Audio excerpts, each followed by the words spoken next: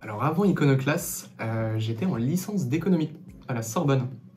Une licence que je n'ai pas terminée, que j'ai arrêtée en dernière année, à côté de laquelle j'étais en restauration aussi.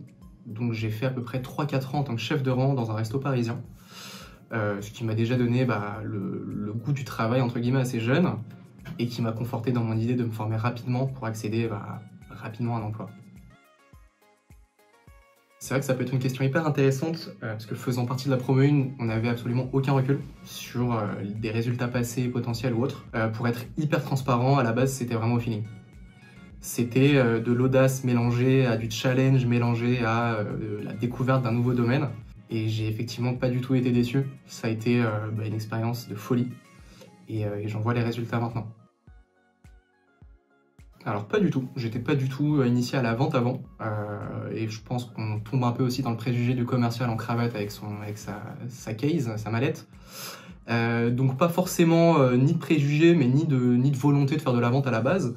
Mais c'est vrai qu'en découvrant la vente, je dirais ça comme ça, en découvrant tout le cycle, on comprend que c'est quelque chose de très technique, qu'il y a des méthodes, et que c'est pas du tout avoir la tchatche, être extraverti ou autre. C'est ni une question d'âge, ni une question de diplôme, c'est une question je dirais, d'organisation, tout simplement. Alors maintenant, je travaille chez Doctolib, dans l'équipe Sales, dans l'équipe commerciale, en tant qu'Inside Sales, Outbound, dans le paramédical. Donc c'est assez segmenté, c'est assez précis, j'en suis désolé. Mais en gros, ça implique que je fais tout le cycle de vente. C'est-à-dire que je vais contacter mes prospects, je vais prendre rendez-vous avec eux, je vais faire mes rendez-vous. Je vais essayer au maximum de signer un maximum de rendez-vous. Et derrière, j'entretiens aussi mon portefeuille en tant que customer support, en tant que fan. Si je devais retenir une chose d'Iconoclast, ce serait la progression qu'on a en si peu de temps. On s'en rend pas du tout compte. Quand on est dedans, quand on est dans le tunnel, on pense pas forcément ni à l'avant ni à l'après. On est sous stress, on est sous pression et c'est normal.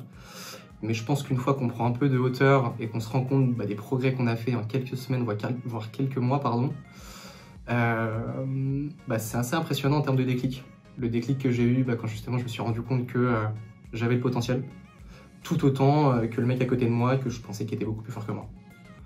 Et tout ça maintenant, ça m'a permis justement de débloquer pas mal de facettes et pas mal de choses que je me force à améliorer. Typiquement ce côté un peu introverti que j'avais avant.